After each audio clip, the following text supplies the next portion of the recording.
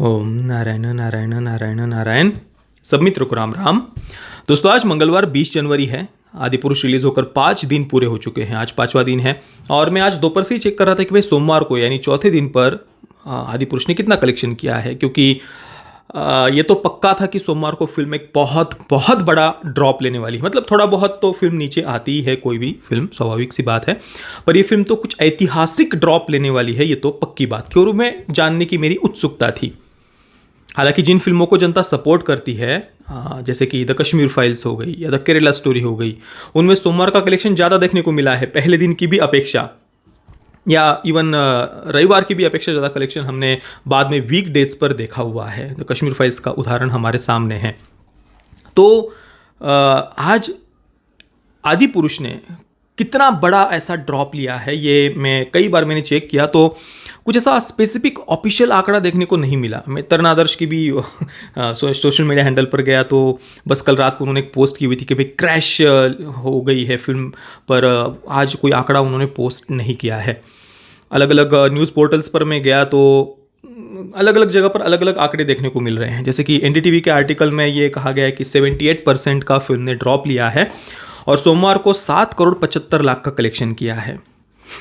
मतलब आप देख सकते हैं पहले दिन क्या क्या डिवाइन ब्लॉकबस्टर, 140 करोड़ की ओपनिंग और क्या क्या नहीं, जो भी गप गप कहिए या जो भी वो बोल रहे थे। हालांकि ये तो मैंने देखिए पहले ही बोल दिया था फिल्म रिलीज़ होने से पहले कि भाई ये फिल्म अभी जिन ज़बरदस्ती हिट कराने का निर्णय ले ही लिया है मेकर्स ने, चाहे वो फ्री टिकट्स बांटना हो या अलग अलग एक्टर्स के माध्यम से गरीब बच्चों में टिकट बांटने की बातें जो इन्होंने फैलाई थी, जब इन्होंने तय ही कर लिया था कि भाई हमको ज़बरदस्ती हिट दिखानी है, तो फिर 100 क्या 140 क्या 200 करोड़ की भी ओपनिंग दिखा सकते थे पहले ही दिन पर। उसमें कौन सी बड़ी बात है। मतलब देखिए ना, 1.5 लाख फ्री टिकट की न्यूज़ हमने पढ़ी। उसके बाद अलग अलग रणबीर कपूर हो या द कश्मीर फाइल्स के प्रोड्यूसर हो या अनन्या बिरला या और भी कुछ ऐसे, उनके माध्यम से ऐसे 10-10 हज़ार टिकट्स की बातें हम सुन रहे हैं। मैंने तो सोशल मीडिया पर कुछ ऐसे पोस्ट भी देखे, कुछ लोग फ्री टिकट्स चाहिए तो संपर्क करें, ऐसी भी पोस्ट मैंने सोशल मीडिया पर देखी। तो भाई ये पहले दिन का वो जो कलेक्शन था, या जो भी वीकेंड तक भी अपनी फिल्म को एक बना कर रखने के लिए, ताकि लोग आते रहे, लोग बेवकूफ़ बनते रहे, चाहे उन्होंने कितना ही घटिया प्रोडक्ट क्यों ना बनाया हो, उसके लिए उनका ये करना स्वाभाविक भी था। और यही सेम स्ट्रेटेजी हमने पठान के समय भी देखी थी और पठान से ही उन्होंने शायद इंस्पिरेशन लिया होगा आदि पुरुष के मेकर्स ने। पठान के समय भी फ्री टिकट्स वगैरह उन्होंने बांटे थे, कथित फैन क्लब्स वगैरह, और अलग अलग जगह पर जो ये थे, इसने थिएटर वहाँ बुक किया, उसने थिएटर वहाँ बुक किया, और जो 200 से ज़्यादा शहरों में मल्टीपल स्क्रीनिंग्स करने की बातें, सब हमने आर्टिकल्स देखे हुए हैं, पढ़े हुए, कई बार मैंने दिखाए हुए हैं।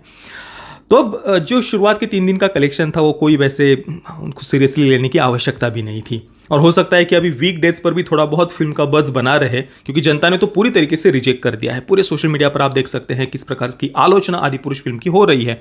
तो हो सकता है कि जो कुछ फ्री टिकट्स की बातें हम सुन रहे थे, उसमें से कुछ टिकट्स या बुकिंग वीक डेज पर भी, वीक डेज के लिए भी थोड़ी बहुत रखी होगी उन्होंने, या ब्रह्मास्त्र के समय हमने कॉर्पोरेट बुकिंग के आरोप सुने थे, उस पर लगे थे, वैसा भी कुछ हो सकता है। कुछ अब क्या हुआ है, सच है झूठ है, वो जब तक कोई ऐसा पारदर्शी सिस्टम ना हो ना, तब तक तो ये हमें पता नहीं चलने वाला। जो कुछ हम मीडिया में खबरें सुनते हैं, 1.5 लाख टिकट की, इसने 10,000 टिकट बांटने का निर्णय लिया, या फलाने फलाने फैन क्लब ने 50,000 टिकट बांटने का निर्णय लिया, तो ये जितना मीडिया में हमें पता है वही हम कह सकते हैं, उससे ज़्यादा तो हम कुछ बोल नहीं सकते। पर इतना तो अवश्य है कि इतना घटिया प्रोडक्ट बनने के बाद भी इसे डिवाइन ब्लॉकबस्टर कहना, ये केवल और केवल निर्लज्जता है।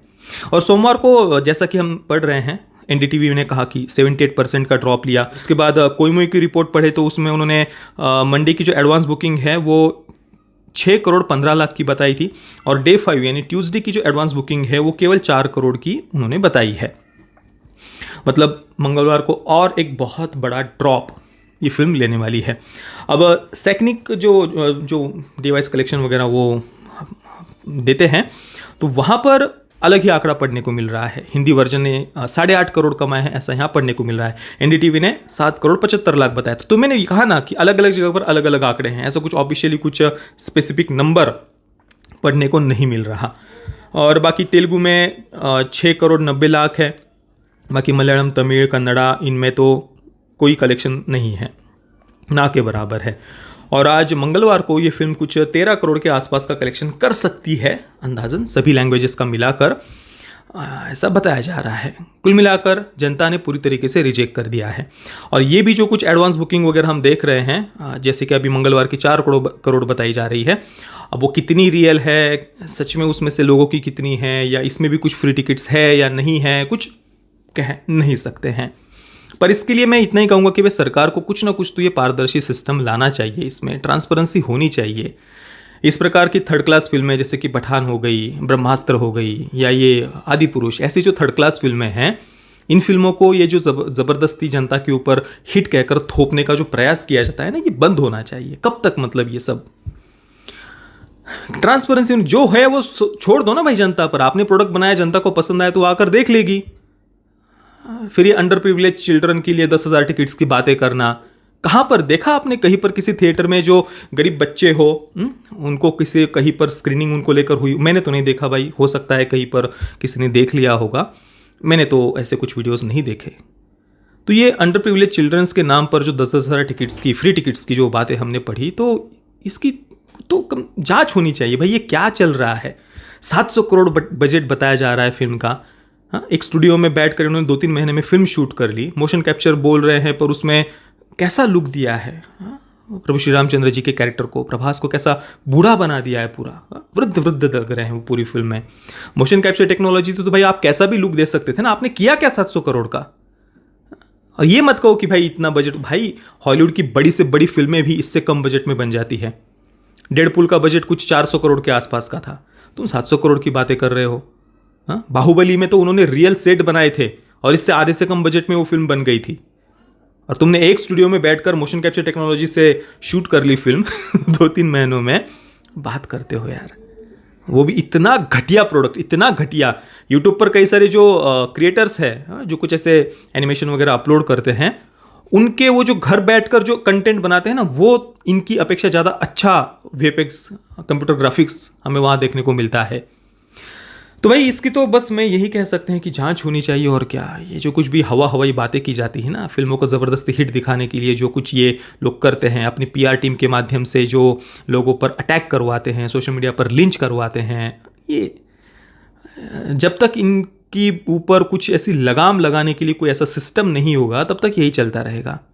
ये इंडस्ट्री अपने आप को पता नहीं क्या समझती है, कौन से हवा में ये लोग उड़ते रहते हैं, अपने आप को डिक्टेटर्स या डेमिगॉड्स पता नहीं क्या समझते हैं, अपने आप को स्टार और सेलिब्रिटी कहते हैं।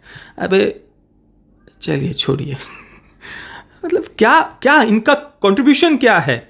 सो कॉल्ड इधर उधर कुछ डोनेट करने के नाम पर इधर उधर कुछ नौटंकी करते। भाई तुम लोगों से लाख गुना ज्यादा हमारे संत सेवा करते हैं। मैं अपने गुरुदेव के आश्रम में 8 वर्ष तक था, पूज्य संत श्री आसाराम जी बापू जी के आश्रम में, और कई जगहों पर बीहड़ से बीहड़ क्षेत्रों में, आदिवासी क्षेत्रों में जाते थे, पर लाखों लोग आते थे, और उन्हें माचिस की तिल्ली से लेकर के, तेल से लेकर के, अनाज से लेकर के, कपड़ों से लेकर के, कंबल तक सब कुछ दिया जाता था।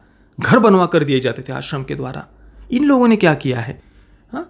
कुछ सो कॉल्ड कहीं पर एनजीओस खोलकर, या कहीं पर सो कॉल्ड कुछ ऐसा थोड़ा बहुत डोनेट करने के नाम पर, और फिर इनकी पीआर टीम, इनकी पपेट मीडिया उनको ग्लोरीफाई करती है, उनकी चाटुकारिता करती है कि जैसा कि बहुत उपकार कर दिया इन लोगों ने। घटिया से एक्टिंग करने के 100 करोड़ रुपए, 80 90 करोड़, कुछ भी आंकड़े बोल देते हैं। करते क्या है ये लोग? कुछ तो जांच सिस्टम कुछ होना चाहिए ना भाई, ट्रांसपेरेंसी। और ऊपर से अपनी पीआर टीम के माध्यम से लोगों को अटैक करवाते हैं। सरकार को इसके ऊपर बहुत ही स्ट्रिक्ट ऐसा कुछ सिस्टम लाने की आवश्यकता है। एक रुपए की इनकी जांच होनी चाहिए कि कहां से फंडिंग आ रही है, कैसे हो रहा है, कुछ हवाला तो नहीं है, ब्लैक का व्हाइट तो नहीं है, कुछ तो जांच होनी चाहिए ना। बाकी दोस्तों आपके इस पर क्या विचार है, मुझे आप नीचे कमेंट में अवश्य बताना। ये वीडियो देखने के लिए आप सभी मित्रों का बहुत बहुत धन्यवाद। जय श्री राम, वंदे मातरम।